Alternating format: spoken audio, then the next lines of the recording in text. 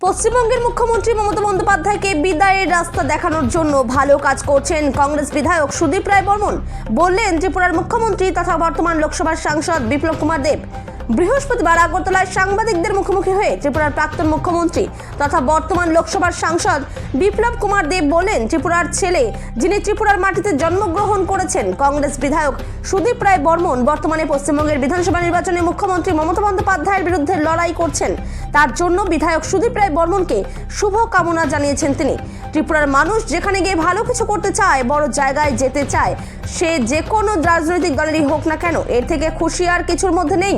পশ্চিমবঙ্গের মুখ্যমন্ত্রী মমতা বন্দ্যোপাধ্যায়কে হারানোর জন্য কংগ্রেস বিধায়ক সুদীপ রায় বর্মনকে ভালো করে কাজ করার পরামর্শ দিলেন ত্রিপুরার প্রাক্তন মুখ্যমন্ত্রী তথা লোকসভার সাংসদ বিপ্লব কুমার দেব। ত্রিপুরা থেকে বিক্রম কর্মকারের রিপোর্ট, বিগ নিউজ বাংলা। চেষ্টা করুন, আমি ওনাকে শুভকামনা জানাই, কারণ আমার ত্রিপুরাতে গিয়েছে। আমি খুব খুশি যে ত্রিপুরা একজন ছেলে ত্রিপুরা মাটিতে জন্মগ্রহণ করেছে। ওয়েস্ট বেঙ্গলের মতো বড় স্টেটে ওনাকে অংশগ্রহণ বানাচ্ছে, আমরা ওনাকে সাধুবাদ। এই থেকে বিপ্লব তো নিজের ত্রিপুরার মানুষ যেখানেই গিয়ে ভালো কিছু করতে চায়, বড় জায়গায় যেতে চায়, তা আমি তো যে কোনো পার্টির হোক, যে কোনো জায়গার হোক, আমি ভেরি হ্যাপি করে ভালো করে কাজ করো আর মমতা ব্যানার্জিকে লড়াই করো। প্রথমেই তো আমি আমার ধন্যবাদ কৃতজ্ঞতা প্রকাশ জানাবো সর্বভারতীয় কংগ্রেস কমিটির নেতৃত্বের প্রতি। এটা গুরু দায়িত্ব দেওয়া হয়েছে, দায়িত্বটা খুব কঠিন, তবে অসম্ভব কিছুই নয়। নিষ্ঠার সাথে যে দায়িত্বটুকু দেওয়া হয়েছে আমরা নিশ্চয়ই দায়িত্ব পালন করার প্রচেষ্টা আমরা নিশ্চয়ই রাখব এবং ভালো কিছু করে দেখানোর আপ্রাণ প্রয়াস আমরা সবাই মিলে, কংগ্রেস পরিবারের লোক হিসেবে আমরা সবাই মিলে আমাদেরকে নিতে হবে। এখন পরিস্থিতি, পশ্চিমবাংলার পরিস্থিতি সবাই আপনারা জানেন কি চলছে ওখানে।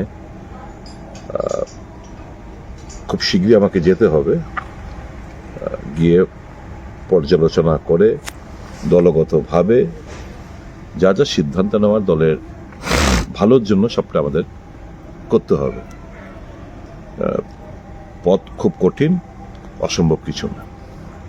এখন জাস্ট সবে দায়িত্ব পেলাম, এখন গিয়ে সকলের মতামত নেব, কি বলতে চাইছে, সাংগঠনিক পরিস্থিতি কি করলে বেটারমেন্ট হবে, সবটা কনসাল্ট করার পর এককের ব্যাপার তো না, আমার মতামতের ব্যাপার না, সকলে মিলেমিশে যে সিদ্ধান্তটুকু এবং হাইকমান্ডের কাছে আমরা জানাবো সকলের মতামত এবং বসে সবাই মিলেই ঠিক করব। এটা দলের ব্যাপার, এটা আমার ব্যক্তিগত অভিমতের ব্যাপার নয়। না, লড়াই তো করতে হবে জেতার জন্য। আমি তো প্রথমেই বললাম, অবস্থান সম্পর্কে আপনারাও জানেন, আমরাও জানি, পথটা খুব কঠিন, প্রচুর পরিশ্রম করতে হবে। তো মানুষ, ভারতবর্ষের মানুষ উপলব্ধি করতে শুরু করেছে যে বিকল্প কংগ্রেস ছাড়া কিছুই না। ভারতীয় জনতা পার্টি বিকল্প রাজনৈতিক দল পশ্চিমবাংলা হতে পারে না। ভালোই হয়েছে, ত্রিপুরার যে অবস্থা, করুণ অবস্থা, যে করুণ চিত্র, এখানকার মানুষ বিজেপি আসার পর কি অবস্থায় এসে ঠেকেছে, প্রত্যেকের জীবনে যে কিভাবে অমানিসা নেমে এসছে, সেটা বলার সুযোগ আমরা পাবো। বিজেপিকে ত্রিপুরায়, পশ্চিমবাংলা ত্রিপুরার বিজেপির অবস্থানটাকে আমরা এক্সপোজ করার সুযোগ আমরা পাবো।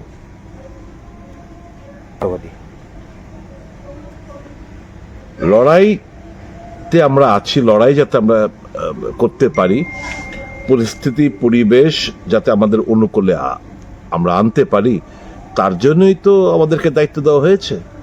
সময় তো খুব একটা বেশি নেই, তো সকলের প্রয়াস নিয়েই, সকলের চেষ্টাই আমরা কিছু একটা ভালো কিছু করার একটা চেষ্টা আমরা করব পশ্চিমবাংলায়।